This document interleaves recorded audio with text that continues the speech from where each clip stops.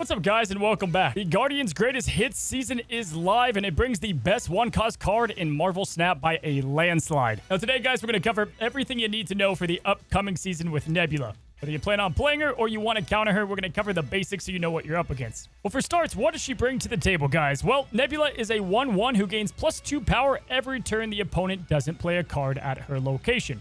So in short, the earlier you play or draw her, the better. So that means theoretically, guys, she'll have synergy with every archetype in Snap, so let's start there. Let's start with the Guardians of the Galaxy. Now, they've always been a bit lackluster, but now we know why, as Nebula was designed to have instant synergy with the Guardians. You see, if your opponent plays on Nebula's lane, well, you're going to punish them with above curve power, and you're going to gain intel potentially with a free card via Mantis. Now, if they don't play on that lane, that means Nebula is going to gain power, so it's a win-win either way. But yeah, definitely, guys, my favorite of the Guardians, definitely Mantis. She's going to be a great way to get cheap intel, and now you have a guaranteed way, or at least an easier way to know where they're going to play. And then obviously, like Star-Lord, Drax, Groot, awesome because they're going to be above average power for the cost. Now, next up is Adam Warlock, and this is definitely like the spiciest card that gets a bump up from Nebula, like just existing. You can play Adam on Nebula's lane or away from it and build that up, and it's going to force your opponent to choose either way, kind of how Lizard is going to work as well. I love it because even getting like 2 extra cards for those combos you built is going to go a long distance, and it's going to make Adam well worth it for the 2 energy. Nebula even works with the move archetype as she can consistently gain power, and then you can move her via something like Doctor Strange to a location where your opponent was playing their cards, and then your opponent's not going to have much room to play more cards, and she'll gain even more guaranteed power, allowing you to focus on another location. However, I think Control is my easy favorite of an archetype for Nebula, as whether you storm a lane where Nebula's on, or you Professor X her location, she's going to continue to gain power as your opponents can't play cards there, or you can use Arrow and Goose for Control, and she's sure to gain a huge amount of power either way. Control is all about, well, controlling your opponent from not playing where they want to, and this is going to allow Nebula to really stack up some power. But we also have to talk about Hitmonkey, last month's Season Pass card, because with the whole bounce phenomena, you get Nebula in there with a lot of power, and those miracle plays on turn 6 are going to get kind of nutty. Or, you know, just combine the synergies together, and then you have the low-cost Guardians of the Galaxy cards, bounce them back, and then you have just this plethora of low-cost cards with an immense amount of power. Hell, she even works with Ebony Maw.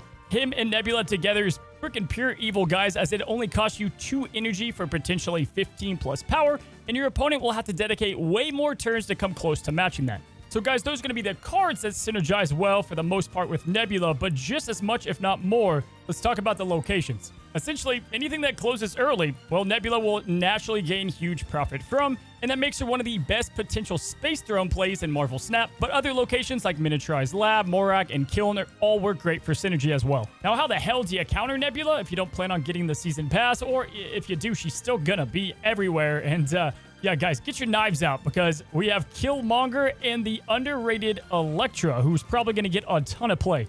Even Shadow King, as ridiculous as it sounds, is going to be a pretty solid card to counter her. Valkyrie can work as well, but Kitty Pryde might be the single best Nebula counter, as every single turn you can play her down, bounce her back up, and play her again, having an infinite amount of plays on the location. Yeah, guys, I'm going to be honest. I think Second Dinner kind of put themselves in a tough spot here, right? You look at She-Hulk, you look at Sunspot, you take power away, they're still good, right?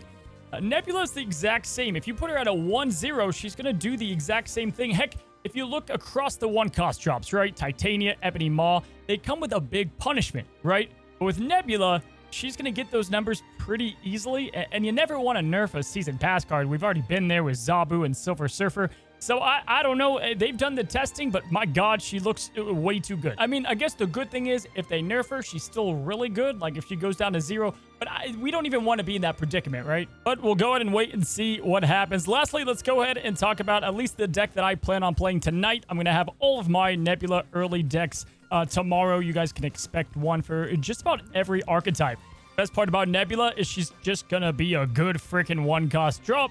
Just like Sunspot, she should be able to plug into a lot of the decks that you already play. However, tonight, this is the deck that I plan on playing. I'm going to be using Nebula here to get a lot of power. We can follow her up with Star-Lord or Storm, and then we can take all that control and combine it with countering, right? We can use Spider-Man to set up our Professor X. We can X the Nebula lane. We can Drax the Nebula lane. They should have virtually like nowhere to play their cards, or if they're playing their cards somewhere, we're going to have more power than them.